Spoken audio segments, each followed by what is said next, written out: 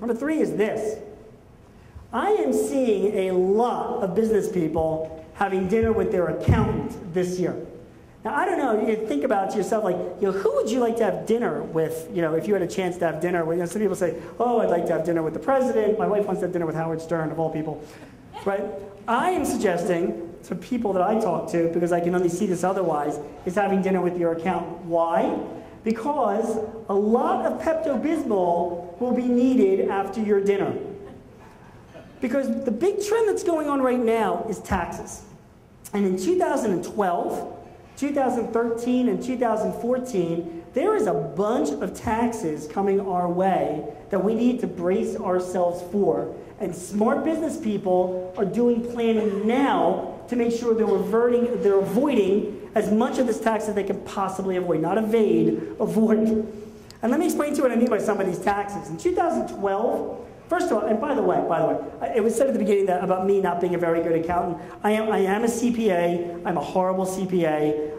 For me, if it was close enough, it was good enough, which is not a good way to be if you're a CPA.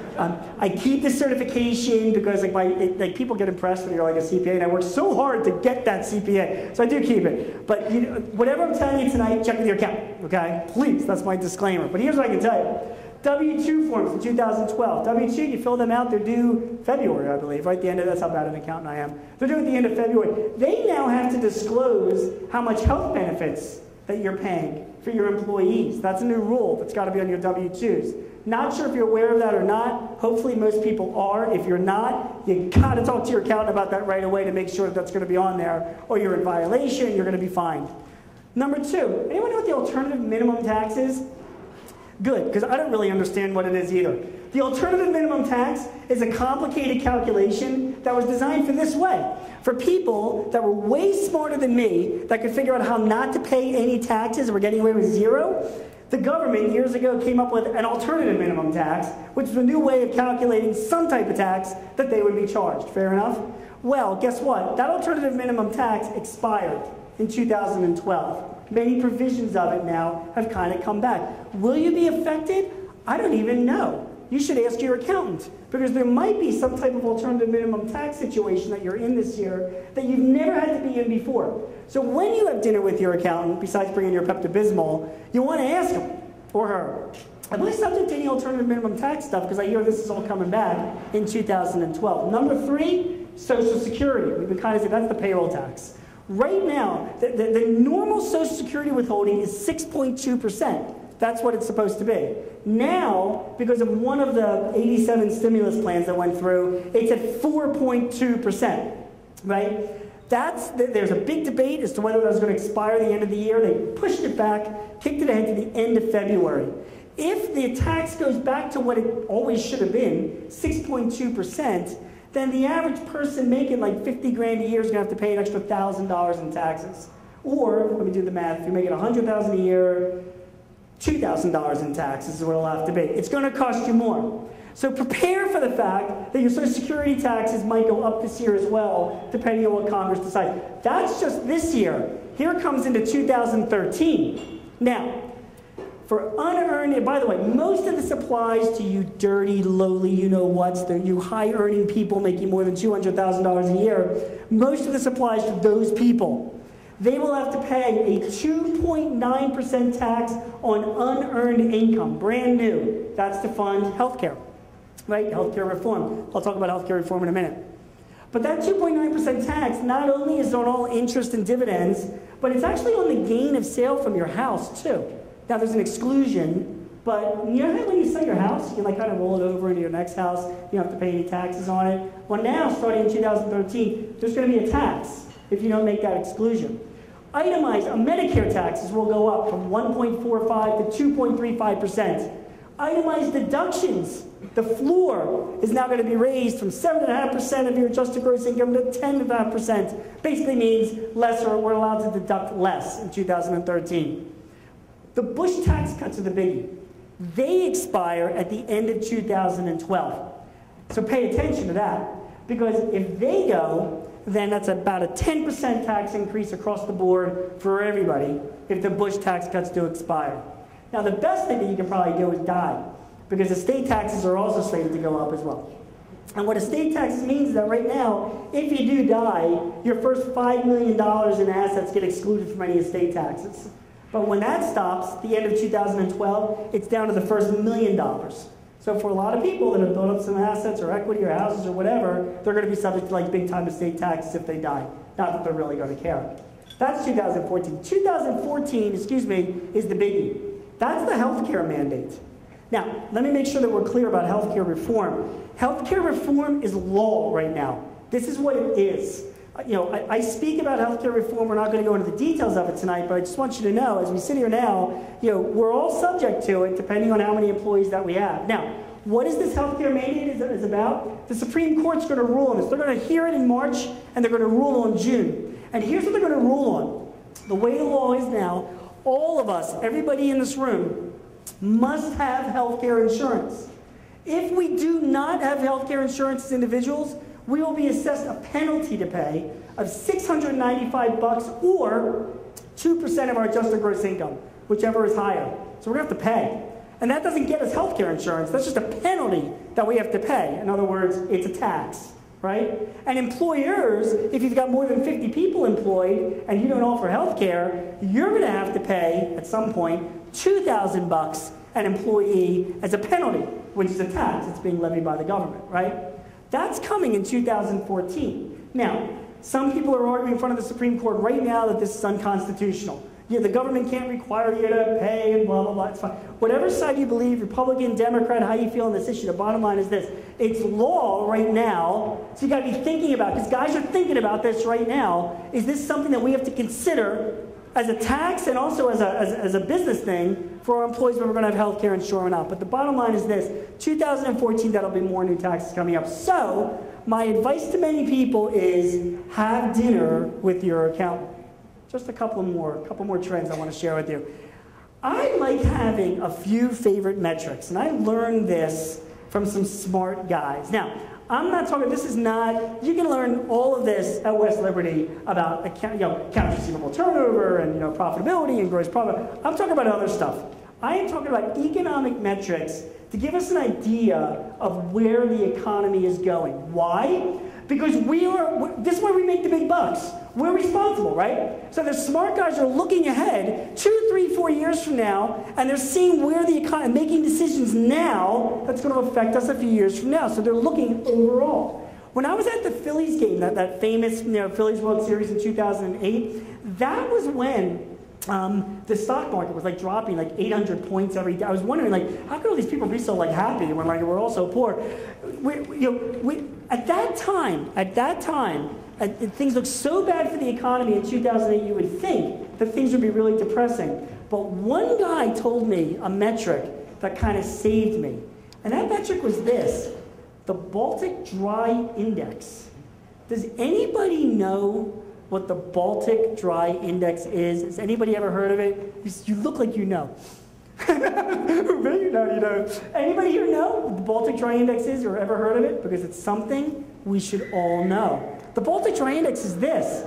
It's an index of freight costs, right? And it's a freight cost through the Baltic Sea. Now, I can't even find the Baltic Sea on a map. I don't even know there's even freight going there. For I know there are Eskimos, on canoes going through the Baltic. The Baltic Sea is the most trafficked international shipping channel in the world. And there is an index that's calculated every day and watched by a bunch of economists. And guess what? When that index is going up, that means that there's more freight, right? Supply and demand, which means there's more traffic going through the Baltic Sea, which means things are good. And when the index is going down, it means there's less shipping going through the Baltic Sea, which means things are not so good. And when I was watching the Phillies win the World Series in 2008, there were a few economists that were saying, I know it looks bad, but over the past couple of months, the Baltic Dry Index has bottomed out, and in fact, it's starting to creep up. In other words, the tailspin is over. The Baltic Dry Index was telling that, right?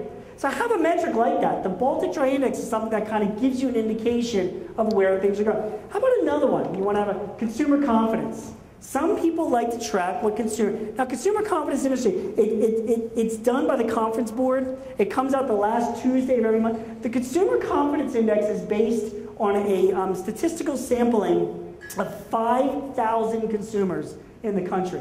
Now, there's like 300 million people in this country. I got like a C+ in statistics, but like 5,000, 300 million, I'm like kind of having a hard time. Bottom line is a lot of people pay attention to it. So the Consumer Confidence Index tells us a lot about where the economy is going. A better index, in my opinion, is the University of Michigan's Confidence Consumer Sentiment Index. A very, very good index that tells you more so of where consumer sentiment is going. Consumer confidence is up, things are looking good. When it's going down and people aren't buying, things are looking bad. How about this? Does anybody ever track the index on Expedia? What is that, right? Expedia is this. If you go on Expedia, you can actually track, I'm forgetting the name of the website, it'll come to me, where you can track actually the activity of what's going through Expedia.